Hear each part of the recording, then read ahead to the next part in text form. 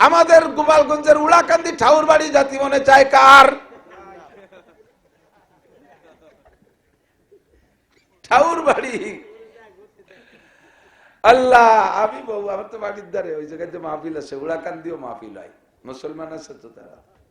কতবার যে গেছি, বিশেষ করে ওদের ইস্তেমা যে সময়, নাম হলো 12 আনি, 70 মাসের 12 তারিখ হয়, ওই সময় এদের এই অনুষ্ঠানের পরে মাস খানিক ওই ডাঙ্গায় দিয়ে আটা যায় না, চকের মধ্যে দিয়ে। ওরে নতুন গন্ধ, পুরন গন্ধ, পাহা গন্ধ, শূন্য গন্ধ, এই সাগন্ধর গন্ধ, এক নমো পায়খানা বাইন্দি আগে না। মহিলারা যে করে জায়গায় কামড় টান করে দাঁড়ায় দাঁড়ায় মারি দেয়, এত বেহায়া বেশরম। কোটির উপরে মানুষ আরাফাতের ময়দানে যায়, এক জাররা পরিমাণ পায়খানা ফাঁকা জায়গা দেখবেন না, হাজার হাজার পায়খানা। বিশ্ব ইস্তেমায় হাজার হাজার পায়খানা, একটা পায়খানাও বাইরে দেখা যায় না, একজনকে ফাঁকা জায়গায় পায়খানা করতে দেখা যায় না। কতক্ষণ ঠিক কি ঠিক না? এদেশের হিন্দুরা আদর্শ পালন করে ভারতের, আর ভারত এত ধনী দেশ হওয়া সত্ত্বেও এখনো তাদেরই রিপোর্ট 40% মানুষ ফাঁকা জায়গায় মল ত্যাগ করে, পায়খানা করে।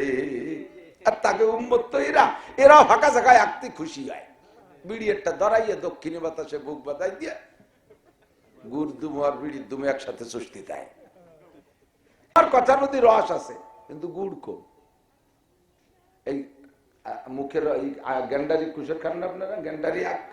গেন্ডারি আখ কত রস না, খাইয়েও পারা যায় না, ওই বেশতে ফুটায় ফুটায় পড়ি যায়, গাল বাইয়ে গিলিয়ে সারা যায় না, এই সাইড দিয়ে পড়িও যায় অনেক সময়, এত রস। কিন্তু ওই ওই আগ দিয়ে গুড় হয় না, চিনিও হয় না, ওলিও হয় সামান্য, কেউ জ্বালাই টালাই না কোনোদিন। কিন্তু চিনি বানায় আর গুড় বানায় যে আগ দিয়ে, সে আগ কিন্তু গ্যান্ডারি না, তা শূন্য শূন্য চিকুন চিকুন গিরে মোটা, তা খাওয়া যায় না, কুঞ্চির মতো, খাইতে গেলে গাল কেটে যায়। অথচ রস কম গুড় বেশি, রস কম। এনাদের ওয়াজে রস কম গুড় বেশি, আমার আছে রস বেশি গুড়ই নাই, ওইটা মুহি একটু খালি খাওয়া যায়। আল্লাহ হেফাজত করুক আমাকে, আপনাকে, সকলকে বলেন আমিন। ভয় লাগে ওয়াজ করতে, খুব ভয় লাগে, খুব ভয় লাগে। আজকেই মাগরিব বাদ হুজুরের 2-4 কথার মধ্যে আমি খানিকটা হিদায়ত পাইছি, মনে মনে সিদ্ধান্ত নিয়েছি বেশি দিন এ জগতে থাকবো না, এর মধ্যে থাকলে নফসে কামড় দেয়। ওয়াজ করে নামে যাওয়ার পরে কান খাড়া রাখি, দেখি আজকে ওয়াজের রিপোর্ট কি আসে। যদি কেন না অন্য দিনের মতো হইনি, তাড়াতাড়ি কোনা কেটে সেরিয়ে যাচ্ছে চেষ্টা, দুইজনের আর একজনের কাছে শুনি মন খারাপ হয়ে যাবে। যদি শুনি যে হ্যাঁ আজকে ফাটাফাটি ওয়াজ করছে হুজুর, খুব চমৎকার বয়ান করছে, তখন দাঁড়ায় থাকি, তারপরে আরো আগে আগে কই, তাই তো মাইক ভালো না, গলাটা ভালো না, ঠান্ডা লাগছে, এই জন্য ভালোরে বলতে পারিনি, মানে আরো নিজে নিজে সহযোগিতা করি। এই যে ফুলে ট্যাম হয়ে যাচ্ছে ব্যাংকের মতো, কবে যে ফাইটে যাবো তা কোয়া যায় না। আল্লাহ হেফাজত করুক। এই ময়দানে আর ভালো লাগতেছে না, খুব খারাপ লাগতেছে, নানান কারণে খারাপ লাগতেছে। তারপরও ছেড়ে দিলে ধরে বসবে অন্য কেউ, ছেড়ে দিলে ধরে বসবে অন্য কেউ। মুরব্বীরা বলে যে জামাতের আমির মানুষ থাকে না, আমির মানুষ থাকে না, ওই জামাতের আমির হয় শয়তান। ওই জামাতের আমির কে হয়? শয়তান হয়। কাজেই স্টেজে যদি কেউ না থাকে মানুষের মধ্যে থেকে, তাহলে স্টেজটা দখল করবে শয়তানে। এমনি তো বড়রা চলে যাচ্ছে, হুজুর বললেন না, আদমি ইয়া গমসুদন্দে মুলকে খুদা খরগেরে সদরে নাশিন সচ্ছে গালো জাগ জাগান পুরকাশিদ। দামি দামি মানুষ সব চলে গেছে, এখন বাগান দখল করছে অমানুষী। আল্লাহ জাগা জাগা গেরেপ্ত বুলবুলা হয়রা পরিদ সোহবতে আদিল গুজস্ত দৌরে বে আদিল রসিদ ইজ্জতে দানা গুজস্ত নওবতে নাদা রসিদ কব কহো মাদার গুজস্ত জাগ জাগান পুরকাশিদ। ফুল বাগানে যাইয়ে দেখি ভালো ভালো ফুলের উপরে কাউও, বুতুন, শগুন, সিল এরা ফুল দখলের বসে রয়েছে, আর বুলবুল পাখি জায়গা পাচ্ছে না, উড়ি বেড়াচ্ছে। চোখের সামনে আসমান জমিনের বৈষম্য দেখে 100% ঘৃণা এসে গেছে। মুফতি আব্দুল গফফার সাহেব, মুফতি নুরুল আমিন সাহেব, মুফতি আব্দুল মতিন সাহেব, আরে মৌলানা আলী আহমদ সাহেব, মৌলানা আবু আলেম সাহেব, এই হযরত উলামায়ে কেরাম বয়ান করে, নুরানি রুহানি বয়ান। কর্তৃপক্ষ 3000, 2000, 5000 টাকা ধরায় দেয়, ওনরাও লুভি না, কিন্তু এমন ধরায় দেয় আর 2 সাইডে গজল গাইয়া নাচে নাচে ড্যান্স করে চলে যায়, হেলিকপ্টারে তারে আনতে হবে, 1 লাখ টাকা তারে বিল দিতে হবে।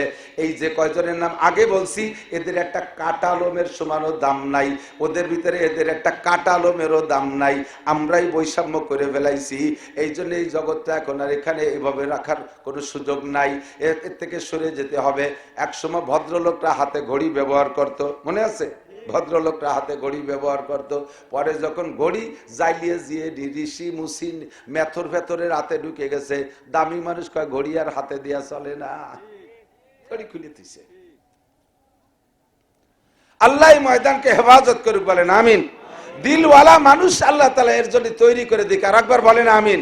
এই কণ্ঠশিল্পী, মন্ত্রশিল্পী, বয়াতি শিল্পী, মিল্পীদের জন্য আল্লাহ এই ওয়াজের মাঠকে নষ্ট না করে, আর একবার বলেন আমিন। আমি সময় কম বলে শেষ করে দিচ্ছি।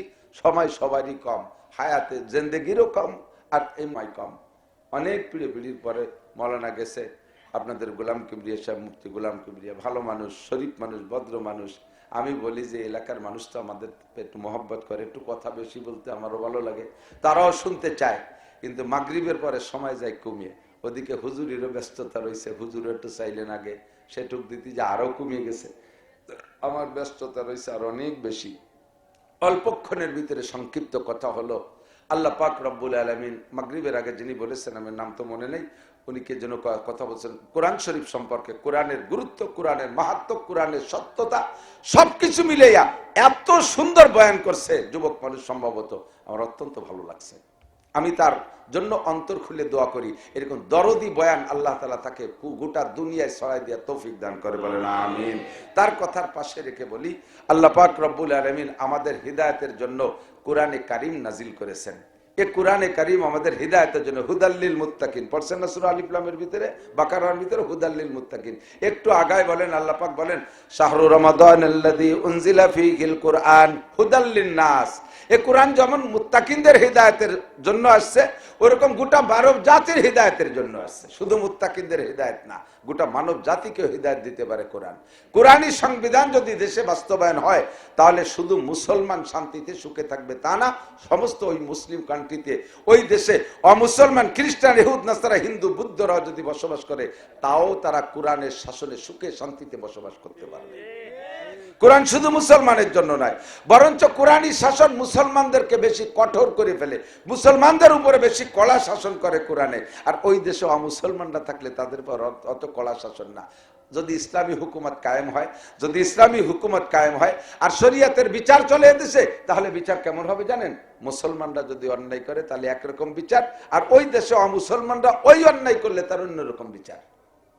যেমন মুসলমান যদি চুরি করে, আস-সারিকু আস-সারিকাতু ফাকতু আইদিয়াহুমা জাযাআম বিমা কাসাবা নাকালাম মিনাল্লাহ। মুসলিম কান্ট্রিতে যদি মুসলমান নারী আর পুরুষ চুরি করে ধরা পড়ে, তাহলে ফাকতু আইদিয়াহুমা, তাদের দুইজনের হাত কেটে দাও। মুসলমান নারী আর পুরুষ চুরি করেছে, তাদের বিচার হাত কেটে দাও।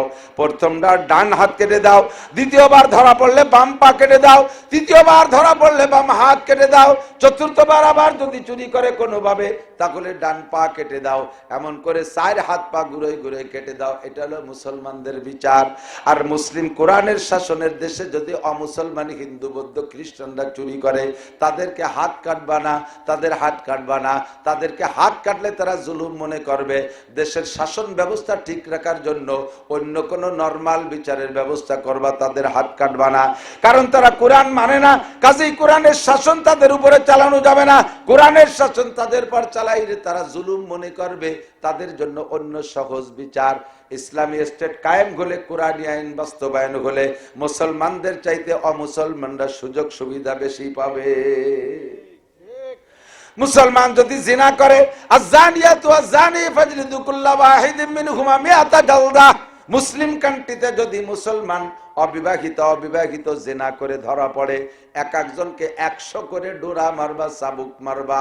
তবে ওই দেশে যদি অমুসলমানরা জিনা করে ধরা পড়ে, তাদেরকে 100 ডোরা মারবা না, কারণ এটা হলো কোরআনের বিচার, আর ওরা কোরআনই মানে না। কাজেই তাদের পর কোরআনের বিচারও চাপানো যাবে না।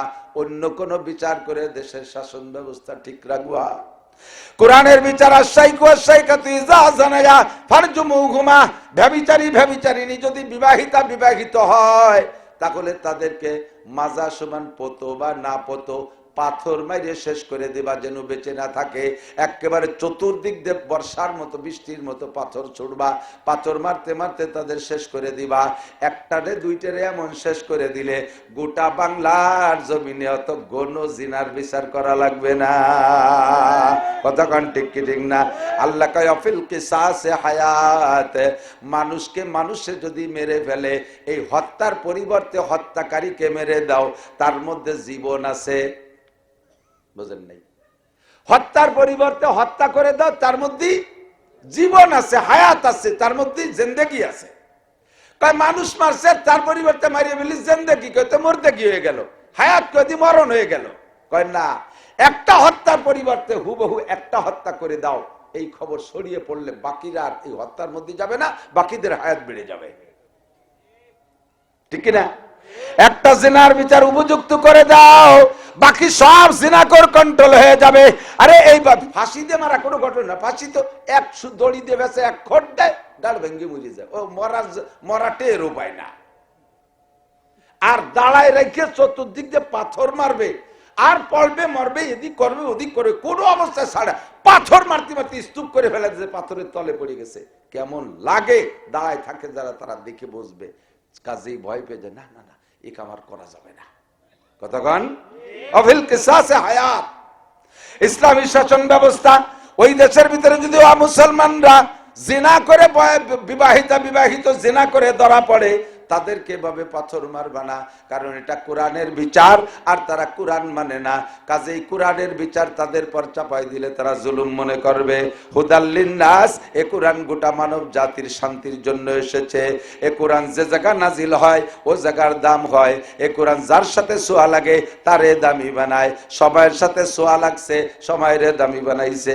আল্লাহ কয় ইন্না আনজালনাহু ফি লাইলাতিল কদর, বছরে 365টা দিন আছে, এখানে 365টা রাত আছে। যতগুলো দিন আছে, দিন তো দিনের কায়দায় চলে। রাতের মধ্যে কোন রাতগুলো আপনাদের ভালো লাগে আমি জানি না। বর্তমান চলছে চাঁদনি রাত, কুয়াশা আকাশে নাই, শীতকালে ঝিনঝিনে শীত, কত মজা লাগে। আকাশটা পরিষ্কার, চাঁদের বাঁশবাগানের মধ্যে দিয়ে লাইট পড়ে, ঠিক না? কত মজা লাগে। চাঁদনি রাত ভালো লাগে না অমাবস্যা ভালো লাগে? হ্যাঁ, আপনাদের কাছে কোন রাত? সবার কাছে চাঁদনি রাত, শুধু স্বর্গের কাছে অমাবস্যা ভালো লাগে। কথা কয় না? ওরাই চাঁদের উপরে যাওয়া সন্তুষ্ট, কবে শেষ হবে, কবে শেষ হবে, মুরগি চুরিয়ে জাতি হবে, শিং কাটতে হবে, ইত্যাদি ইত্যাদি। চোর ডাকাতকে আন্দার রাত ভালো লাগে। আর সর্বরুচিশীল মানুষদের চাঁদনি রাত ভালো লাগে। 365 রাতের ভিতরে প্রত্যেক চাঁদের শেষ দিক যাইয়া 20-এর পর থেকে অন্ধকার বাড়া শুরু হয়। 21 অথবা 23 অথবা 25 অথবা 27 বা 29। এই যে অন্ধকার রাতগুলো কোন নির্দিষ্ট রাত নাই, যে কোনো একটা বেজল রাতের ভিতরে আল্লাহ পাক কোরআনে কারীম নাজিল করলেন। যেই রাতটা সারা দুনিয়ার 99% মানুষের অপছন্দের অন্ধকার রাত, এই অন্ধকার একটা অপছন্দের রাতকে আল্লাহ পাক খায়রুম মিন আলফি শাহর, 1000 মাসের চাইতে দামি বলে ঘোষণা দিছে। এর কারণ হলো ইন্না আনজালনাহু ফি লাইলাতিল কদর, ওই অন্ধকার রাতের মধ্যে একটা দামি জিনিস ঢুকছে, তার নাম কোরআন। এই কোরআন ওই রাতের মধ্যে ঢুইকা রাতটাকে 1000 মাসের চাইতে দামি বানাইছে। কোন সুবহানাল্লাহ, ঠিক কি না? বছরে 12 মাস, 12 মাসের ভিতরে সবচাইতে কষ্টদায়ক মাস গরমের দিক দিয়ে, লম্বার দিক দিয়ে, রোজা রাখার দিক দিয়ে জ্যৈষ্ঠ, বৈশাখ, জ্যৈষ্ঠ, আষাঢ় মাস। প্রচন্ড গরম, 16-17 ঘন্টা হয়ে যায় রোজা, 16 ঘন্টার কম না। রাত 3টায় খাবেন, 7টায় ইফতারি, 3টের পরে 12টা পর্যন্ত 9 ঘন্টা, আর 9 আর 7 16 ঘন্টা। এই 16 ঘন্টা লম্বা দিন বৈশাখ জ্যৈষ্ঠ মাসের দিন, রমজান মাস। আল্লাহ কয় শাহরু রমাদান আল্লাযী উনজিলা ফীহিল কুরআন, রমজান মাসে আমি কোরআন নাজিল করেছি। এই রমজানে কোরআন নাজিল হওয়ার কারণে রমজানকে কত দামি করেছে, অন্য মাসের চাইতে 700 গুণ দামি বানায় দিয়েছে। একটু কন্যা সুবহানাল্লাহ। অন্য মাসে 700 খতম কোরআন পড়লে যেই নাকি, রমজানে 1 খতম পড়লে সেই নাকি। অন্য মাসে 700 বার আল্লাহ বললে যেই নাকি, রমজানে 1 বার আল্লাহ বললে সেই নাকি। অন্য মাসে একটা রোজা, অন্য মাসে 1 রাকাত নামাজ পড়লে যেই নাকি, 700 রাকাত নামাজ পড়লে যেই নাকি, রমজান মাসে 1 রাকাত নামাজ পড়লে সেই নাকি। এত দামি বানাইছে রমজান মাসে কিসে? শাহরু রমাদানাল্লাযী উনজিলা ফীহিল কুরআন। ওই কোরআন শরীফ রমজান মাসে নাজিল হইয়া রমজানরে দামি বানাইছে। সারা দুনিয়ার সবচাইতে অনুর্বর জমি যদি কোন জায়গা থাকে, আমি যতটুকু চোখ দিয়ে দেখছি তার ভিতরে মক্কা এলাকার জমির মতো অনুর্বর কিছু নেই। কিছু লাগালি কিছু হয় না। কলই বুনবেন, মুসড়ি বুনবেন, গম বুনবেন, জ্বালাবেই না। ও দেশে খেজুর গাছ, তাও মদিনায় খেজুর গাছ, মক্কায় এনে পার্কের ভিতর দিয়ে, গলির ভিতর দিয়ে, এই রাস্তার আইল্যান্ডের উপর দিয়ে একটু সাজের জন্য লাগাইছে। পানি দিতে দিতে সরকারের দমবার হয়ে যাচ্ছে। সে কতদিন পর গাছের আকাশ হয়ে গিয়ে মুজি রয়েছে, কাটিয়ে মাথা জড়িয়ে যায়, কিচ্ছু হয় না। এত বড় অনুর্বর গাছ, 2-1 জায়গা 2-1টা ফাঁকে ফোঁকে হয়, তারও গোড়ায় মাটি দিয়া লাগে। এই অনুর্বর মক্কার জমি, তাতে কিচ্ছু হয় না। সেই জমির দাম কত জানেন? কাবা ঘরের পাশে যে সমস্ত বিল্ডিং গুলো ভেঙ্গে চুরে মক্কা হেরেম শরীফের পাশে সরাই দিয়েছে, ওই সমস্ত জায়গার দাম এখন 1 ফুট জায়গা কিনতে 1 ফুট স্বর্ণ লাগে। এত দামি 1 ফুট জায়গা কিনতে 1 ফুট স্বর্ণ লাগে। এত দামি হলো কেন? কোরআনে কারীম নাজিল হওয়ার কারণে মক্কায়। কথা কোন ঠিক কি ঠিক না? আল্লাহর কোরআন নাজিল হয়ে মক্কার অনুর্বর জমিনকে উর্বর করে দিয়েছে। কত দামি বানাইছে, সারা পৃথিবীর শ্রেষ্ঠ দামি। ওর চাইতে দামি জায়গা পৃথিবীর কোথাও নাই। আমেরিকার হোয়াইট হাউসের দাম অত দাম না, রাশিয়ার রাজধানী একেবারে সংসদ ভবনের কাছের জমির ওরকম দাম না, বিশ্বের কোথাও দাম নাই এমন এই মক্কাকে আল্লাহ এত দামি করেছেন। আল্লাহু আকবার। নবী রাসূল মদিনায় যাওয়ার আগে মদিনার নাম ছিল ইয়াসরিব। ক্ষেত খামার, কৃষি খামার ছিল, খেজুর বাগান বেশি, এখনো খেজুর বাগান আছে। অন্য কোনো কারামতি মদিনার ছিল না। নবী পাক যখন মদিনায় কোরআন নিয়ে গেছেন, রাসূল যাওয়ার পরে কোরআন নাজিল হওয়া শুরু হয়েছে। এবার ইয়াসরিবের নাম পাল্টে মদিনা শরীফ। আর কত দামি, কত দামি। সারা দুনিয়ার মুসলমান আশিকিন জাকিরিন পাগলরা সব মদিনার পাগল। আপনারা মদিনার পাগল আছেন না? নাই। মক্কায় যাইতে মনে চায়, কথা বলেন চায়? মদিনায় যাইতে মনে চায় কার? আমাদের গোপালগঞ্জের উড়াকান্দি ঠাউর বাড়ি যাতে মনে চায় কার? ঠাউর বাড়ি। আল্লাহ, আমি বউ, আমার তো বাড়ির ধারে ওই জায়গায় যে মাহফিল আছে, উড়াকান্দিও মাহফিল হয়, মুসলমান আছে তো তারা। কতবার যে গেছি, বিশেষ করে ওদের ইস্তেমাজের সময়, নাম হলো 12 আনি, 70 মাসের 12 তারিখ হয়। ওই সময় এদের এই অনুষ্ঠানের পরে মাস খানিক ওই ডাঙ্গায় দিয়ে হাঁটা যায় না, চকের মধ্যে দিয়ে। ওরে নতুন গন্ধ, পুরন গন্ধ, পাহা গন্ধ, শূন্য গন্ধ, এই সাগন্ধর গন্ধ, এক নমো পায়খানা বাইন্দি আগে না। মহিলারা যে করে জায়গায় কাবুল টান করে দাঁড়ায় দাঁড়ায় মারিয়ে দেয়। এত বেহায়া বেশরম। কোটির উপরে মানুষ আরাফাতের ময়দানে যায়, এক জাররা পরিমাণ পায়খানা ফাঁকা জায়গা দেখবেন না, হাজার হাজার পায়খানা। বিশ্ব ইজতেমায় হাজার হাজার পায়খানা, একটা পায়খানাও বাইরে দেখা যায় না। একজনকে ফাঁকা জায়গায় পায়খানা করতে দেখা যায় না। কতক্ষণ ঠিক কি ঠিক না? এদেশের হিন্দুরা আদর্শ পালন করে ভারতের। আর ভারত এত ধনী দেশ হওয়া সত্ত্বেও এখনো তাদেরই রিপোর্ট 40% মানুষ ফাঁকা জায়গায় মল ত্যাগ করে, পায়খানা করে। আর তাকে উম্মত এরা ফাঁকা জায়গায় আঁকতে খুশি হয়।